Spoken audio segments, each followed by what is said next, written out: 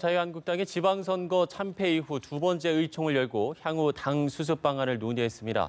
하지만 김성태 권한대행의 혁신안과 박성중 의원의 메모를 놓고 갑론을박이 이어지면서 갈등이 격화하고 있는데요. 한편 정부는 오늘 오랜 숙제였던 검찰과 경찰의 수사권 조정 합의안을 발표했습니다. 이제 공은 국회로 넘어간 셈인데 이 시간 김현 더불어민주당 대변인, 이상일 전 새누리당 대변인 두 분 모시고 정치권 이슈들 짚어보도록 하겠습니다. 두 분 어서 오십시오. 네, 안녕하십니까. 예. 자, 한국당이 오늘 오전부터 김성태 권한대행의 당 혁신안을 놓고 의원총회를 열었고 조금 전 종료가 됐는데 일단은 좀 시작부터 이 박성중 의원의 메모를 놓고 상당히 좀 분위기가 어수선했던 것 같습니다. 저는 본인은 한 모임에 가서 나온 얘기를 메모를 했다고 하지만 고질적인 당내의 계파 간의 갈등이 또다시 재현된 것이고, 거기다가 김성태 원내대표가 혁신안에 대해서 일방적으로 의원들과 상의하지 않고 당내 논의 절차 없이 일방적으로 발표한 것이 논란을 더욱더 증폭시키고 있는 것으로 보입니다. 지금 지방선거가 끝난 지 일주일이 됐는데 의원총회를 두 차례 열었지만 어떻게 가겠다라는 것이 지금 방향이 전혀 잡히지 않고 있다는 점에서 매우 우려스럽고요. 네. 앞서 지금 기자께서도 설명을 했지만 가야 할 길이 많은 국회가 여전히 논의 테이블에 시작조차도 못했다는 점이 더욱더 민심을 반영한 정치가 아니라 동떨어진 정치와 국민들의 마음을 이해하지 못하는 그런 그들만의 정치가 지금 한 일주일이 넘도록 계속되고 있는 점이 매우 안타깝다라고 지적할 수 있겠습니다. 예, 말씀을 해주셨지만 조금 전 저희 취재 기자가 이야기를 했을 때 김성태 권한대행이 더 혁신하고 변화할 것이다, 국민 요구에 부응하겠다라고 이야기를 했지만 내용이 없지 않습니다. 이 당 수습하는 데 상당히 쉽지는 않아 보입니다. 순전히 말뿐이라고 생각합니다, 저는. 그리고 김성태 원내대표 본인이 먼저 수술대에 눕겠다고 했는데 어떻게 누울 건지 이야기를 해야죠. 본인은 어떻게 수술당할 건지 이야기를 해야 되는데 그냥 듣기 좋은 말만 뱉는 저런 모습이 정말 안타까운 게 아니라요. 좀 너무 한심하다. 그래서 저는 자유한국당 내에서 정말 자기 스스로 문제를 해결할 능력이 저는 없다고 생각을 해요. 오늘 또 노출이 됐지만 이 계파 간의 고질적인 갈등, 그걸 가지고 지금 누가 앞으로 이 당의 주도권을 잡느냐의 이 갈등이란 말이죠. 네. 그런데 선거에서 표출된 민심을 정확히 읽지도 못하고 있고 그냥 참패하고 나서 잘못했습니다 하고 무릎 한번 꿇고 당을 근본적으로 변화시키겠다고 했지만 실제로 나타나는 현상은 전혀 아니라는 거죠. 그렇기 때문에 물론 참담한 패배 앞에서 정신이 없겠죠. 그러나 그걸 어떻게 앞으로 수습할지 토의는 필요한데 지금의 인적 구성으로 안 된다는 생각을 하시는 게 좋겠다. 저는 이런 생각을 해요. 그래서 지금 김성태 원내대표가 내놓은 혁신안이라는 것은 국민의 눈높이에 전혀 미치지도 못하고 국민이 잘 이해하지도 못해요. 중앙당 해체, 중앙당 슬림하라고 표현했잖아요. 일부 사무처 요원 보내고 일부 당직자 자리 없애고 원내정당 하겠다. 사실은 의석이 110석이 넘는 국회의원들이 있었습니다. 그동안에 활발히 그분들 중심으로 입법 활동하면 자연스럽게 원내정당화 되는 건데 그것도 못했던 거예요. 그다음에 당명 바꾼다? 이거 국민 속이는 겁니다. 그래서 제가 정말 아주 냉정한 이야기 하자면 자유한국당의 수명은 끝났다. 그러니까 자유한국당이 비대위원장 모셔가지고 비대위원 바깥에 모셔서 그분들한테 정권을 주면서 어차피 우리 이 사람들 이 멤버로는 거기서 그 나물에 그 밥이 될 테니 아무리 개혁안을 내봐도 개량적인 것밖에 안 되니 해산을 하고 서로 각각 갈 길을 가라는 충고를 하고 싶어요. 그게 민심에 부응하는 거다. 그리고 당의 모든 자산은 국고에 헌납하고 완전히 무에서 제로에서 시작하지 않는 한은 국민의 어떤 신뢰를 다시 받기는 어렵다. 이런 생각을 좀 했으면 좋겠다. 근데 지금은 이런 생각 안 하고 있는 거죠. 서로 내가 당권 잡겠다, 네 탓이다 지금 이러고 있기 때문에 벌성산한 모습이 계속 노출되고 있다. 그리고 한 말씀만 더 드리면 당 사정은 당 사정입니다. 그리고 국민을 위한 일은 국회에서 해야 됩니다. 그래서 국회 원구성은 해야 돼요. 당은 당이고 국회는 국회죠. 그러니까 아무리 정신이 없더라도 원구성 협상은 저는 자유한국당이 해야 된다. 심지어 더 참담한 결과를 갖고 맞은 바른미래당도 옹구성 하자는 거 아니겠습니까? 예. 그러니까 자유한국당이 정말 민심을 제대로 헤아린다면 국회에서 할 일 하고 당을 바꾸는 문제는 또 그대로 하는 게 좋겠다 이 생각입니다. 예. 이런 상황에서 외부 비대위원장 영입 문제, 이 부분에 대한 이야기가 다시 등장을 했는데 일단은 아직까지 성공 사례가 없기 때문에 이게 좀 우려의 소리가 좀 적지가 않은 것 같습니다. 저희도 외부에서 비대위원장을 모셔서 지난 총선을 치른 경험이 불과 2년 전에 있지 않았습니까? 예. 일단은 그럼에도 불구하고 구성원들이 어떤 마음으로 선거에 임하느냐 또는 어떤 마음으로 정치를 하느냐에 따라서 외부에서 모셔오는 분이 설령 당을 충분히 이해하지 못하는 분이다 하더라도 좀 단결해서 상황을 돌파하겠다는 의지만 있다면 저는 뭐 외부가 됐든 내부가 됐든 큰 문제는 없다고 봅니다. 지금 이 자유한국당의 문제는 사실은 개파 간의 갈등 이전에 그 이명박 박근혜 전 대통령이 구속되기까지의 과정이 있는 거 아닙니까? 그 수직적인 그런 당청 관계가 있었던 것이고, 그다음에 그 부정부패가 만연한데도 불구하고 당내에서 그런 문제에 대해서 전혀 그 이해하려고, 그러니까 감싸고 그다음에 문제가 없는 것인 양 만들면서 의혹을 더욱더 증폭시켰던 것이고요. 그런 과정에서 친박 인사들이 그 사실은 자기 이속 챙기는데 급급한 것이고 그분들의 일부가 지금 감옥 가 있고 이런 상황이지 않습니까? 예.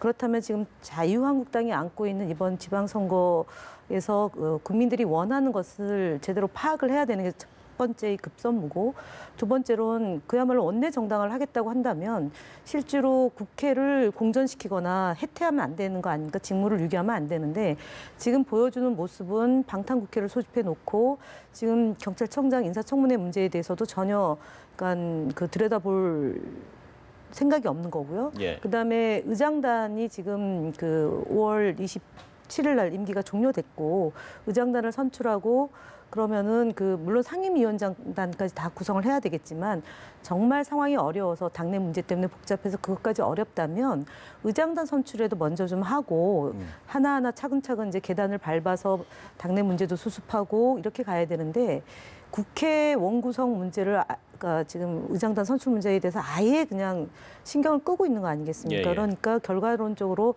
원내 정당화를 하겠다라는 것도 사실은 형식적인 말뿐이고 결국은 아까 이상일 전 의원님도 말씀하셨지만 개파 간의 갈등, 그다음에 그 책임을 지지 않고 먼저 배에서 뛰어내리는 그런 형국이다라는 점을 지적하고 지금 김성태 원내대표 겸 비대위원장께서 일방적으로 지금 이제 선언하듯이 혁신안을 내놓는 것이 아니라 그 문제는 빨리 이 혁신위원회를 구성하고 예. 뭐 당내 인사와 당외 인사가 같이 머리를 맞대서 그 출구를 찾고 그다음에 원내대표는 원내대표로서의 본연의 임무에 좀 더 충실할 수 있는 것이 그나마 이 무너진 소위 말하는 자유한국당에 대한 기대가 조금이라도 회복되지 않을까 싶어요. 지금 바른미래당도 그렇고 정의당도 그렇고 민주평화당도 그렇고 빨리 논의를 하자라는 거 아니겠습니까? 예. 예. 네. 만약에 그러면 김성태 대행의 의견이 받아들여져서 외부 인사가 영입이 된다면 글쎄요, 뭐 비대위를 맡을 좀 적임자가 있을 거라고 보십니까? 글쎄요, 어떤 분이 와도 사실은 고치기가 쉽지 않겠다 이런 생각인데 네. 거명되는 분들은 몇 분 있죠. 또 이미 고사한 분들도 있고 또 당내에서는 뭐 박관영 전 의장님을 모신다 뭐 이런 이야기도 있고 또 김병준 전 정책실장 그 현재 교직에 계시지만 그분 모시자 뭐 이런 이야기들이 있는데 그분들이 그걸 수락할지도 의문이고 만약에 그걸 맡으신다 하더라도 이미 말씀드린 대로 아주 고질적으로 이 개파적인 생각을 하는 이 이질적인 집단이란 말이죠, 사실상. 그분들을 어떻게 다 끌고 갈 수 있겠나. 그리고 그래서 뭘 고칠 건가 있죠. 뭐 소위 말해서 김성태 원내대표가 뭐 본인이 그 다른 의원들과 상의도 하지 않고 당원들 의견도 묻지 않고 뭐 제시한 그 정도 수준의 쇄신책을 내 가지고는 예. 국민한테 아무런 감동을 못 준다고 생각을 해요.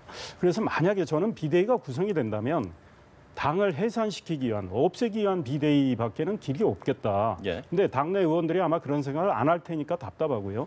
만약에 그런 길로 안 간다면 정말 생각 있는 당의 의원들이나 당직자나 당원들은 저는 탈당해서 다른 지점에서 신진 세력들과 해서 좋은 분들끼리 생각이 합리적이고 계획적인 분들끼리 새로운 당 만드는 것밖에 방법이 없겠다 이 생각이 들어요. 저는 이 이야기는 바른미래에도 적용이 된다 이런 생각을 하고 있습니다. 이건 예. 개인적인 생각입니다. 네.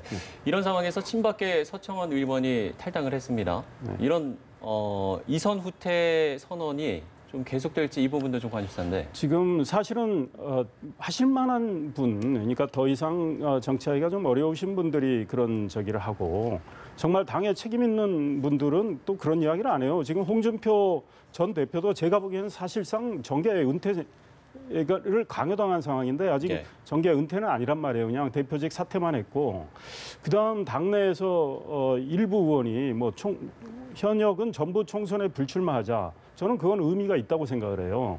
그런데 지금 당 지도부는 그런 이야기 안 하고 있고 김성태 원내대표가 권한대행을 맡고 뭐 나름대로 쇄신책을 내고 모색을 하고 있지만 예. 그분이 제일 먼저 수술대에 눕겠다고 했지만 본인이 어떻게 할 건지는 이야기 안 합니다. 그런데 김성태 원내대표도 이번 선거 공천 과정이나 선거 운동에서 책임이 홍준표 전 대표하고 같이 져야 할 분이에요. 예. 그렇기 때문에 당내에서도 당신이 이런 말 할 자격이 있느냐 이렇게 하고 있기 때문에요. 그런데 중요한 것은 이번에 표출된 민심을 헤아리고 그 민심의 부응을 정말 하고 그래서 국민들이 보기에 정말 자유한국당 정신 차렸다. 이 정도까지 가려면 국민들과 기자들이 놀랄 정도의 어떤 행동이 나와야 됩니다. 그런 것들이 현역 뭐 전부 불출마, 뭐 김성태 원내대표를 비롯한 모든 중진들, 3선 이상 중진들의 뭐 불출마 또는 정계 은퇴, 뭐 이 정도 나와야 정신 차렸다 이런 건데 그냥 뭐 비대위원장 모시고 비대위원 뭐 당내와 당 밖에 있는 분들 해서 그냥 원내 정당하고 당명을 좀 바꾼다. 이 정도로 쇄신안 가지고는 자유한국당 이름 바꾼 데를 바뀌겠습니까? 예. 저는 그래서 자유한국당이 완전히 폐허해서 당을 완전히 허물고 폐허해서 다시 시작해야 길이 생긴다. 근데 그 폐허해서 다시 시작할 때는 소위 국민의 눈에 밉상인 분들 빼고요. 괜찮은 분들이 신진 세력하고 새롭게 일어서는 거. 그 과정에서 바른미래에 계신 분들하고도 뭐 연대를 하거나 같이 하거나 이런 방법 아니면 저는 다른 대안은 없겠다 이런 생각을 해봅니다. 현역 의원의 모든 불출마 이런 말씀까지 해주셨는데 어떻게 보세요?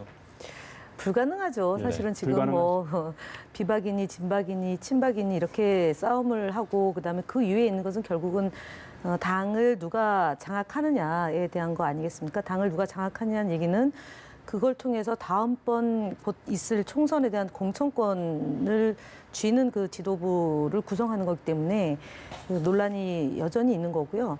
특히 의원들의 임기가 아직 뭐 많이 남아 있다라고 생각하실 겁니다. 그렇기 때문에 지금 본인들이 그 안에 이제 뭐 문재인 정부 내지는 뭐 대통령의 국정 운영을 그동안 발목 잡고 흔들었던 것에 대한 자기 반성을 기초해서 뭔가 쇄신하겠다 내지는 혁신하겠다는 내용이 없는 상태입니다. 그러니까 저희가 잘못했습니다라고 얘기했지만 실제로 그때 잘못했습니다라는 구체적인 내용이 결여된 상태에서 지금 혁신안을 마련하겠다라는 거지 않습니까? 그래서 결국은 제가 볼 때는 지금 있는 의원들이 과연 본인들이 진심으로 잘못해서 이런 참담한 결과가 나왔다라고 보기보다는 뭐 친박이 아닌 비박계는 친박에 대한 책임을 전가하는 거고요. 또 친박에 있는 분들은 또 뭐 탄핵을 해서 잘못된 거다라고 얘기할 정도의 그런 극단적인 평가가 엇갈리는 상황이기 때문에 지금 이미 이 며칠 전에 그 자유한국당 내부에서 나온 얘기가 진단을 제대로 해야지 처방이 나오지 않느냐. 근데 진단도 제대로 안 했고 그래서 처방도 틀렸다라고 얘기를 하고 있는 겁니다. 그래서 김성태 원내대표가 원내 중심 정당으로 가겠다. 그래서 중앙당을 해체하겠다라는 얘기는 사실은 대한민국 정치 그런 정당 역사에서 중앙당을 해체해서 원내 중심 정당으로 가가지고 사무처 기능을 국회 안으로 들여온다. 공간의 이동이거든요. 그런데 사실은 진단을 제대로 안 한 상태에서 공간에 이동하고 그다음에 선거라는 중요한 것을 치르는 정당이 중앙당을 해체해서 그러면 지역위원회는 사실은 지금 뭐 지역위원회는 없지만 그래도 기초와 광역 단위의 그런 의회가 가동이 되고 있는 거고 예. 그것을 관리하고 사고가 생기지 않도록 하고 또한 자치분권을 확대하는 데 있어서의 당의 역할은 엄연히 존재하는 거거든요.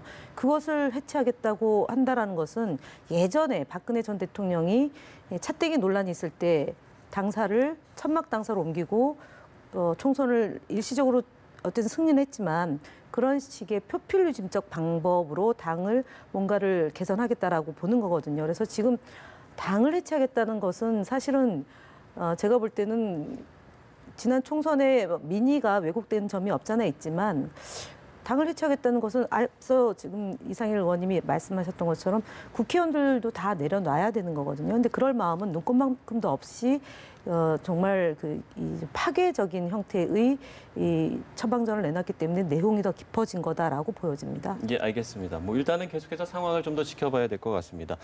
자, 바른미래당 이야기를 해보죠. 그동안 이 바른미래당의 정체성이 무엇이냐 이런 좀 지적이 있었는데 합리적 진보와 개혁적 보수가 공존하는 탈이념 민생정당으로 당의 정체성을 정리를 했습니다.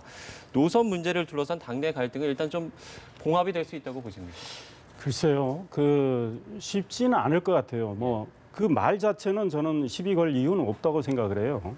왜냐하면 우리 지금 21세기 시대는 정말 융합의 시대고 퓨전의 시대고 또 학문에서도 통섭이 일어나고 이러기 때문에 진보의 가치, 보수의 좋은 가치들을 다 수용을 해서 정말 이념에 얽매이지 않고 민생을 챙기고 대한민국의 국격을 높이고 그런 쪽으로 정당 활동하겠다는 거 가지고 뭐 나무랄 수는 없겠다. 다만 행동이 따라줘야 된다라는 건데 과연 그럴 수 있겠느냐. 지금 바른미래당의 인적 구성도 사실은 굉장히 이질적이기 때문에 정말 표방한 대로 그렇게 갈 수 있느냐. 사실은 그런 쪽으로 가면서 정말 인류가 되면은 아마 자연스럽게 이념 문제는 정체성 문제는 해결이 될 텐데요. 제가 보기에는 바른미래의 지금 정당의 크기, 예컨대 의원 수가 지금 이제 30명인데 그중에 또 3분은 지금 출당시켜 달라는 거 아니겠습니까? 그리고 이번 선거에서 나타난 민심을 보면 바른미래당의 존재감 이런 거로 봐서는 바른미래당은 지금 비대위가 이미 김동철 원내대표 중심으로 구성이 됐지만 비대위가 앞으로 어떤 쇄신책을 내놓을지 저도 궁금해요. 근데 그 쇄신책은 제가 보기엔 약간의 개량밖에 더 되겠느냐. 그랬을 때 과연 바른미래가 이 다음 또 선거를 치렀을 때 지금보다 나은 득표력을 발휘할 수 있겠느냐. 저는 본질적인 의문을 제기하고 있습니다. 그래서 바른미래도 제가 보기에는 어렵다. 그래서 비대위가 당 해산하는 게 옳은 길이고 각각 정체성 가지고 나중에 결국은 싸우게 되는데 각자 갈 길 가면서 자유한국당도 마찬가지로 간다면 새로운 대한야당을 건설하는 쪽이 저는 시간이 좀 걸리더라도 옳겠다고 생각하는데 당에 계신 분들 생각은 다르니까 지켜봐야 되겠죠. 제가 아까 이 정체성을 읽어드렸는데 여기에서 이 합리적 진보라는 이 문구를 놓고 일부에서는 또 반발이 있는 것 같습니다. 제가 보기에는 바른미래당이 합리적 진보의 당의 그 노선을 걸을 수가 없을 거라고 저는 보거든요. 왜냐하면 바른미래당이 태생한 것이 무슨 가치와 이념과 노선을 정립해 놓고 한 것이 아니라 지방선거를 앞두고 그러니까 호남을 기반으로 한 정당에서는 전국 선거를 치를 수가 없다. 단순히 선거용으로 해서 지금 바른미래당, 소위 자유한국당에서 나온 일부의 세력과 그다음에 저희 더불어민주당이 있다가 국민의당으로 갔다가 다시 거기서 일부가 비호남이 중심이 되고 호남 일부 의원들이 이제 바른미래당으로 간 거지 않습니까? 그래서 만들어진 사실은 선거용 정당인데 지금 와서 합리적인 노선 진보, 합리적 진보, 합리적 진보.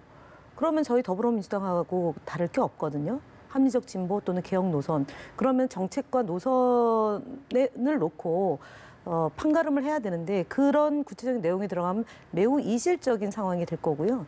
그다음에 그렇다면 그 야권이 아니라 범여권으로 이제 편제가 돼야 되는데 예. 또 그건 아닙니다. 그래서 제가 볼 때는 지금 그러니까 중요한 것은 성찰과 자성의 시간을 충분히 갖고 바른미래당이 진짜 노선이 무엇인지를 따져보고 정말 이합 집산이 정치인들의 이합 집산이 아니라 지지 기반을 본인들을 지지하는 사람들 세력 집단을 놓고 정체성을 보다 분명히 해야 되는 것이 아니라서 야권의 재편이 제가 볼 때는 곧 있을 거다라고 보여집니다. 지금 자유한국당이 혁신위원회를 구성해서 뭔가 돌파구를 찾는다 하더라도 그 안에 그러니까 근본적인 것은 박근혜 전 대통령과 이명박 전 대통령에 대한 이 잘잘못에 대해서 정말 제대로 반성하느냐 아니면은 그것이 아니라 다른 이유로 찾느냐 소위 말하는 뭐 색깔론에 기대된다거나 아니면 지역주의에 기대해서 정치를 하려고 한다면 그 안에서 분화가 또 일어날 것이라고 보고요. 바른미래당 역시 지금 안철수 전 대표 그다음에 서울시장 후보였던 안철수 후보의 거취를 놓고도 또 갈라지는 이견이 있는 거 아닙니까? 예, 그렇죠. 한쪽에서는 계속 정치를 해야 된다는 입장이 있는 거고 또 한쪽에서는 정계를 된다. 은퇴해야 된다는 입장인데 이걸 놓고 아마 바른미래당에서는 지도부가 총사퇴한 상황에서 지도부 선출을 어떤 식으로든 하겠지만 그것 때문에 다시 격돌이 붙을 거다라고 보여지기 때문에 그 자유한국당하고 바른미래당과 민주평화당이 전체적으로 야권의 재편이 조만간에 좀 가시화되지 않을까 그렇게 내다봅니다. 예, 알겠습니다. 자, 마지막으로 민주당 상황을 좀 짚어보도록 하죠. 전당대회가 2달여 앞으로 나왔는데 일단은 당대표 후보군에 한 20여 명이 좀 거론이 되고 있습니다. 네. 이게 좀 교통 상황이 잘 정리가 될까요? 어떻게 보세요? 아마 막상 이제 후보자들 신청 접수를 받게 되면 어느 정도 정리는 좀 되지 않겠습니까? 그런데 상당히 앞으로 이번 선거에서 압승을 했기 때문에 특히 중진들 입장에서는 내가 민주당을 맡아서 한번 꾸려 가보겠다 이렇게 포부를 갖는 분들이 많은 건 저는 자연스럽다고 생각을 합니다. 예. 그런데 역시 많은 인물들이 계시잖아요. 어떤 분들이 나와서 얼마나 각축을 벌일지는 또 관심사죠. 그리고 여당의 이 지도부가 어떻게 구성되느냐는 국민 입장에서도 굉장히 중요합니다. 그래서 앞으로 저도 개인적으로 유심히 볼 생각이지만 현재로서는 아무래도 문재인 대통령과 가까운 중진들이 좀 더 유리한 고지에 가 있는 거 아닌가. 예. 그리고 이제 지금 재밌는 것은 민주당의 지도 체제는 지금 자유한국당의 홍준표 전 대표의 지도 체제하고 비슷하게 바뀐 것 같아요. 예. 앞으로 선출될 지도 체제는. 그러니까 당 대표가 권한이 상당히 강화된 단일성 집단 지도 체제. 그러니까 당 대표를 나가기 위한 경선이 별도로 치러지고 또 최고위원 경선이 별도로 치러지는 그런 체제. 그러니까 당 대표 경선은 제법 치열해질 것 같고 또 상당히 국민들의 관심을 끌 것 같아요. 그래서 지금 많은 분들이 거명이 되고 있는데 대통령과 가까운 소위 말하는 친문 핵심 중진들 이분들이 여러분들이 계시는데 어느 정도 내에서 교통 정리가 되지 않을까.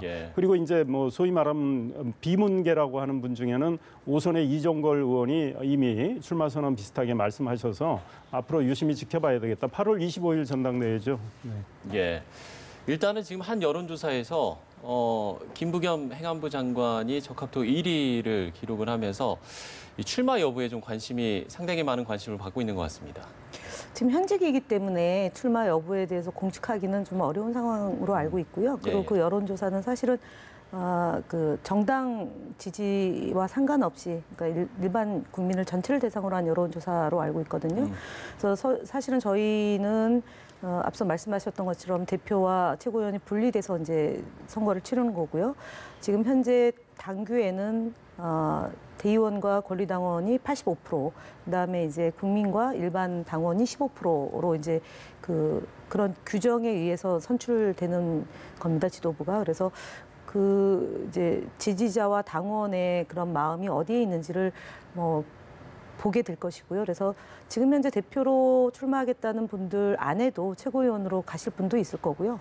그리고 또 이제 당이 앞으로 어떻게 가야 될지에 대한 그런 비전을 제시하면서 진행이 될 거고, 그리고 이제 저희가 전준위가 구성이 이제 심의는 됐습니다. 그래서 내일 최고위원회를 통해서 최종적으로 확정을 지면 전준위에서 그런 그 룰을 정하고 그다음에 그 앞서 말씀드렸던 85대 15에서 85의 비중, 그러니까 대의원과 권리당원의 비중을 어떻게 할 건지를 최종 정리를 하고 당무위원회 처리가 되는 과정이 있을 겁니다. 그래서 지금 저희가 사실은 추미애 대표가 2년 임기를 다 채우고 그 안에 지방선거와 그다음에 보궐선거, 그다음에 대통령 선거를 세 선거를 다 이긴 아마 역사적으로 큰 역할을 해낸 지도부의 대표로 이렇게 기록이 될 것이고 그 후임으로 진행되는 그러니까 문재인 대통령의 2기를 감당하고 당정청의 관계를 잘 이끌 수 있는 훌륭한 분들이 많이 있기 때문에